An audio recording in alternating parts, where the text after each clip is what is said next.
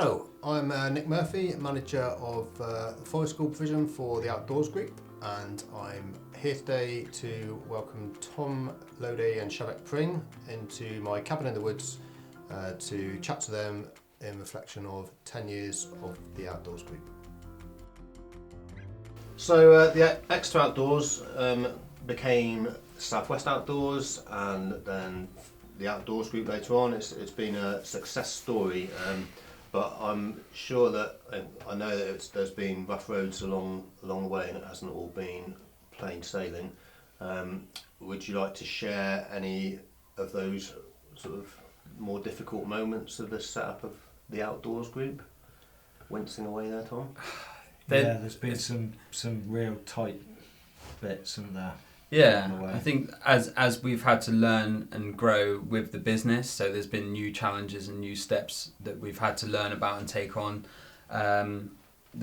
We had like big finance issue one year where we had a major client who just didn't pay and then couldn't pay and got into all sorts of legal issues. Yeah, and so I was doing a leader training course at the time and then having to run away to the top of the hill to get signal to talk to the bank about getting an emergency loan to cover this invoice that hadn't been paid and stuff like that, and it was really tense, and it's just trying to keep that kind of information so that the staff aren't worried about that. They can just keep on doing their fantastic job they're doing, so you kind of take on those different burdens at the time to allow everyone else to grow and function in their roles. I remember when the kindergarten opened, it had been running for probably not that long, and the Christmas I remember a similar emergency meeting where I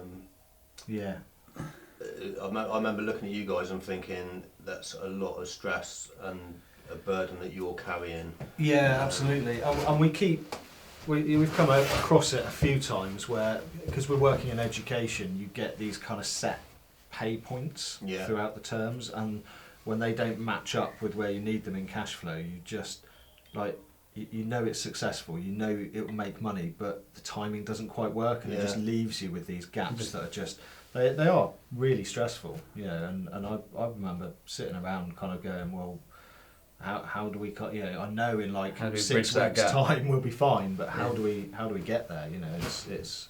It's learning how to run a business. Absolutely, yeah. It's okay, I'm quite happy teaching people how to whittle and carve and do all the games and activities out in the woods, not a problem. But running a business is something I've had to learn as I've gone along, and you can only learn by mistakes. And it's taken that philosophy of forest school, of how we run our forest schools, of making mistakes as part of learning. And so every time that we've accomplished something, it has been a learning process through our mistakes and our it's that things. Growth mindset. It's that mistakes will happen, they're unavoidable, but what you can do is not make the same mistake twice. You have to be reflective and really kind of take on board the lessons learned. So what's some of your proudest moments of that sort of second phase of the Outdoors Group once Exeter had made its mark and you're moving on? I would say the kindergarten. I feel like that was a massive achievement. It took a whole team effort. We had friends collaborating with us to support that project because they believed in what we did, and eventually we opened up a kindergarten with just a light bulb in all they had for lighting was in that big old bell tent, wasn't it? Yeah, in the woods. And all their hot water and everything they needed was off the campfire, and it was a proper Scandinavian style forest school. It wasn't an earlier setting that did forest school in a garden attached to a property. This was out in the woods, and it was really great to have something that everybody could afford and access, because you could use the early years funding anyone from any walk of life could afford it to go there, so it didn't become like an elitist thing where parents that couldn't afford. The other thing that's really important is that we never compromised on that, and it was the same with the leader training and the same with the one-to-one intervention stuff we started to run. It was very much, if we're going to do it, we'd do it right, even if that is hard. but we're not going to compromise on what it needs to look like. We could have given up halfway through the kindergarten and put it in a village hall, and it would have worked, but it wouldn't have been our dream. And we've never compromised on that. And the way that the staff took on that idea, and they didn't put on like these false what's the word where you make something contrived. Yeah. They didn't make these like contrived situations so the kids would hit part of their their EYFS curriculum. They just went around and observed what the kids were doing naturally, and they could hit all of the curriculum outcomes with just allowing kids to be kids in the woods and just facilitating that space for them. And they achieved good in Ofsted. They nearly had to call off the inspection because it was in February, I think, and snowing. Yeah. And they just about the forecast just held off enough, so it was snow on the ground, kids playing in the woods, and they still got a good at Ofsted, and without having to compromise on how we approach the learning and allowing the kids to be in the woods. So that was I'm really proud of that.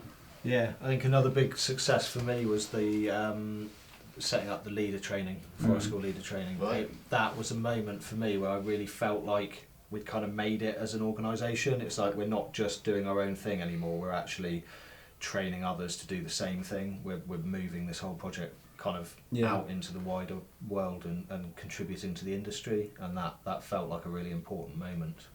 Yeah, a lot of people got a lot out of those trainings, and there's a lot of forest schools and local schools that are benefiting from having our trainees working there. So people have gone on to do their own businesses and that kind of stuff, and we just know that more children are able to access forest schools and reap the benefits of what it brings. So I think I was on your first run of leader training. You were, and, where you carved your first spoon, and now you're Mr. Murphy's spoon, aren't you? Well, international expert. Yes, but it was just a massive eye opener for me, and it changed my path. But remembering the people that were on the course with me, there's a dude called Mush. Do you remember him? Yeah, Mush. Mush, and he was taking it to help disadvantaged people down in Plymouth. People with PTSD and a completely different angle, and it just sort of demonstrated to me that forest school was it was just such a broad thing. Yeah, absolutely. And actually, on that note, that's the one-to-one intervention stuff that we started running. And that kind of working with PTSD, working with disadvantaged people, that's really at the heart of what Forest School became when it came over to the UK. Yeah, that's how it kind of started. So it kind of felt a bit like we were kind of going back to the roots of the whole thing. It's funny how nice.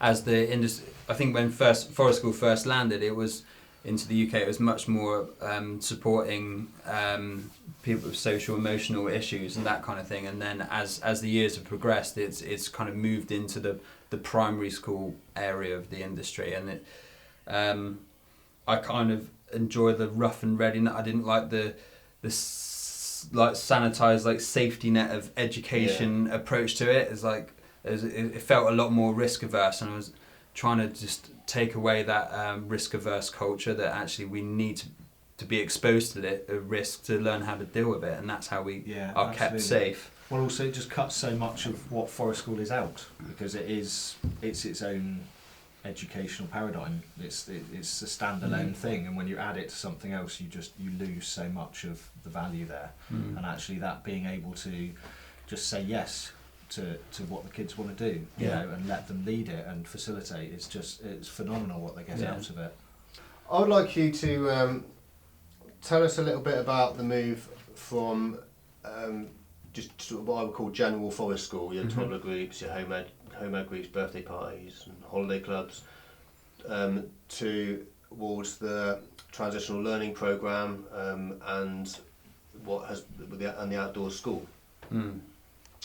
Yeah. Okay. So the transition learning programme came about really when I came on board full time. I'd been working with disadvantaged youth and people who were neat, and so I kind of brought that expertise to the company when I came on board and started delivering, and so I kind of grew that area, and it just took off. You know, it was wildly successful and really had a massive impact on a lot of learners, which was just great to see. And then kind of off the back of that, and also off the back of really early on conversations that me and Tom had kind of been having about setting the company up in the first place, the idea of the school really was kind of born out of that. We wanted a school in the woods. Absolutely. Like that was the original dream before any of this this is way back to the first conversation we had. Definitely. In the pub. Yeah. It just took us a while to kind of build the team and the resources to be able to actually do it. And figure out how that happens in the system that we're living and working in, and how we best serve that need in the community, because the need is big, and because it works.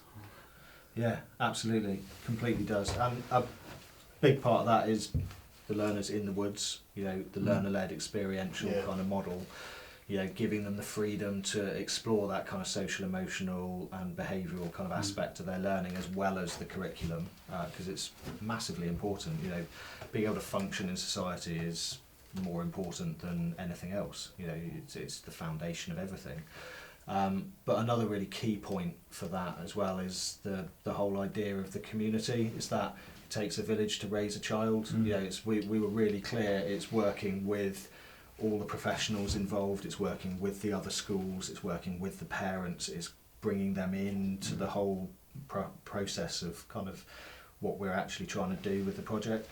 Really, really important. I think that's been really obvious to our local community of what we're doing and why we're trying to do that, and that's why people have been so receptive to what we're doing, because people get it, you know, and so many people have been hugely supportive of our projects and what we're trying to do here, and so that's helped like take down barriers for us into entry into these kind of industries, and having that backing of the people, it's great. Yeah, absolutely. Yeah, it's always been a kind of core principle really of what we're doing, is to really build those links. If you're not helping the people you're working with, then what's the point? So thank you for watching this chat with myself, Tom and Shev.